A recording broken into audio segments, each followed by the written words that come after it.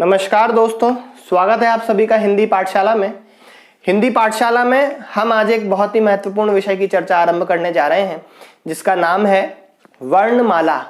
जी हाँ, ये वर्णमाला हमारी हिंदी भाषा की नींव है, क्योंकि जब तक वर्णमाला ना हो किसी भाषा में तब तक उस भाषा का प्रयोग संभव नहीं है।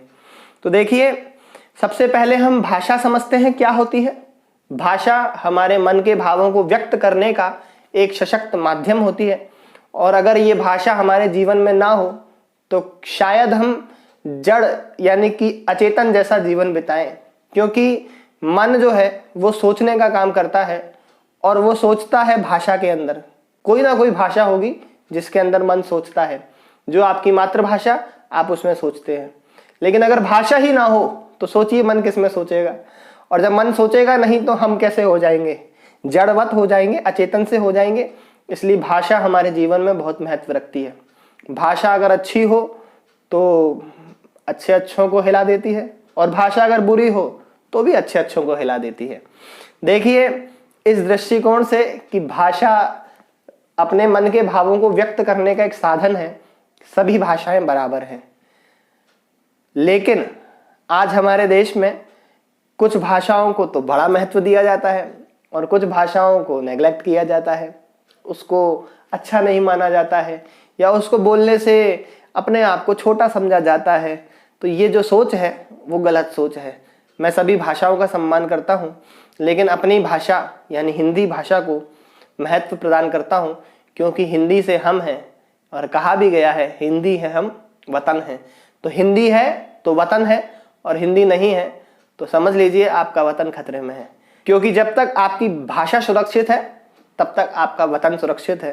अगर आप अपने वतन को बचाना चाहते हैं, अपने आप को बचाना चाहते हैं, अपनी संस्कृति को बचाना चाहते हैं, तो निश्चित तौर पे आपको अपनी भाषा को भी बचाना होगा। ये बात आप आज समझें, कल समझें, चाहे साल बाद समझें, समझना आपको जरूर पड़ेगा। चलिए, इस विषय पे कभी फिर चर्चा करेंगे, लेकिन अब आगे बढ़ते हैं कि हिंदी भाषा हम तक आई कैसे। हमारा देश सबसे प्राचीन सभ्यता का धारक है। जहाँ संस्कृत और प्राकृत जैसी भाषाएं चलती थीं, वहाँ से वो भाषाओं का जब रूप बिगड़ा तो अपभ्रंश में आया। अपभ्रंश अपने आप में भाषाओं का बिगड़ा हुआ रूप इस अर्थ में प्रसिद्ध है, लेकिन अपभ्रंश के बाद उस भाषा को परिष्कृत करके जो रूप सामने लाया गया वो है हिंदी भाषा का। देखिए, जब भी भाषा का प्रयोग किया जाता है तो दो तरीके से हम भाषा का प्रयोग करते हैं। पहला तरीका होता है, जैसा कि अभी मैं आपके साथ कर रहा हूं, मौखिक, और दूसरा होता है लिखित, जो कि सामने आपको दिख रहा है। तो ये मौखिक और लिखित रूप से हम भाषा का प्रयोग करते हैं। जब जब हम मौखिक भाषा का प्रयोग करते हैं और उसमें हम उसकी सबसे छोटी इकाई की तरफ ध्यान देंगे तो वह कहलाएगी ध्वनि, जो कि हमें सुनाई पड़ती है। और जब जब हम लिखित भाषा का प्रयोग करेंगे तो उसमें सबसे छोटी इकाई जो कहलाएगी वो है वर्ण। वास्तविकता में वर्ण और ध्वनि इन दोनों में कोई अंतर नहीं है, लेकिन जो अंतर है वो सिर्फ इतना ही है कि वर्ण लिखे जाते हैं, वो लिपि चिन्ह है, और ध्वनि जो हमारे कानों में पड़ती है, सुनी जाती है, उसे ध्वनि कहते हैं, और जो लिखित रूप है उसे वर्ण कहते हैं। देखिए, क्या है वर्ण और कैसे हैं ये वर्ण। अब हम वर्णमाला की ओर आगे बढ़ रहे हैं। संस्कृत के अंदर एक ग्रंथ लिखा गया संस्कृत व्याकरण का, कातंत्र रूपमाला, जिसमें कहा गया सिद्धो वर्ण समाम्नायः, यानी कि वर्णों का समुदाय जो हमारे यहाँ है वह अनादि काल से स्वयं सिद्ध है, यानी उसको किसी ने बनाया नहीं है, उसको किसी ने स्टेबल नहीं किया है, और यही कारण है वो अनादि से लेकर आज तक चला आ रहा है।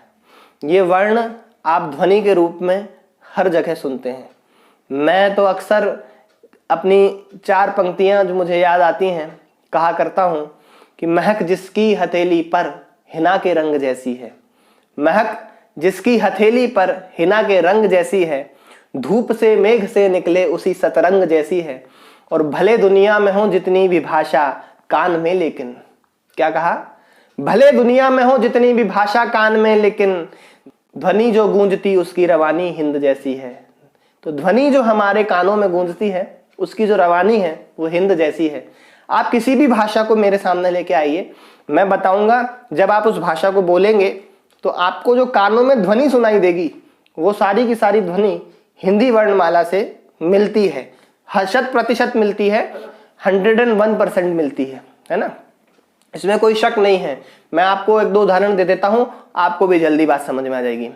फ्रेंच में एक शब्द है बॉन्जूर, जिसको हेलो या गुड मॉर्निंग के रूप में प्रयोग किया जाता है। अब मैंने आपके सामने 3 शब्द रखे, गुड मॉर्निंग, हेलो और बॉन्जूर। गुड मॉर्निंग और हेलो हिंदी का है, गुड मॉर्निंग और हेलो इंग्लिश का है, बॉन्जूर फ्रेंच का है।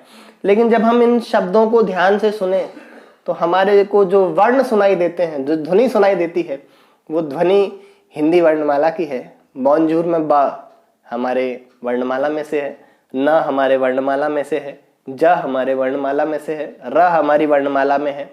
ऐसे ही गुड मॉर्निंग में ग, ड, उ की मात्रा, ये सारे हमारी वर्णमाला में मौजूद हैं, है ना। ऐसे ही हेलो में ह, ल, ओ की मात्रा, ए की मात्रा, ये सभी हमारी वर्णमाला में मौजूद हैं। तो आप भाषा कोई सी भी ले लो, लेकिन जब आप उसको सुनोगे तो जो ध्वनि आपको सुनाई देगी वो कौन सी होगी? वो हिंदी, संस्कृत और प्राकृत, इसकी ध्वनि होंगी। मैं इन तीनों को अलग नहीं कह रहा हूँ, इसलिए अलग नहीं कह रहा हूँ क्योंकि संस्कृत और प्राकृत से ही हिंदी आई है, इसलिए जो ध्वनि है वो आपको यही मिलेगी। और ये शाश्वत ध्वनियां हैं, कभी बदलने वाली नहीं है। आप कभी भी किसी भी भाषा का प्रयोग कर लेना, आपको ध्वनि तो यही मिलेगी। ये हमारे लिए बड़े गर्व की बात है, हम उस भाषा को धारण करते हैं जो कि शाश्वत है, जिसकी ध्वनियां शाश्वत हैं, इसलिए इसे देव भाषा कहा जाता है। देखिए, थोड़ा सा हम वर्णमाला की ओर आगे बढ़ते हैं। तो जब वर्ण अनादि से सिद्ध है तो इसका मतलब है वर्णों का जो समुदाय है, वर्णमाला, वह भी अनादि से सिद्ध है। तो देखिए, अब वर्णमाला में हम जिन वर्णों को देखेंगे वो 2 प्रकार के हैं। कौन कौन से? पहला है स्वर और दूसरा है व्यंजन, ठीक है ना। स्वर क्या होते हैं और व्यंजन क्या होते हैं, ये हम हमारी अगली वीडियो में डिस्कस करेंगे। साथ ही साथ स्वर कितने होते हैं, व्यंजन कितने होते हैं, वर्णमाला में कितने वर्णों की काउंटिंग होती है, ये सभी बातें हम अगली कक्षा में, अगली क्लास में करेंगे, अगले वीडियो में करेंगे। तब तक के लिए नमस्कार, जय हिंद, जय भारत।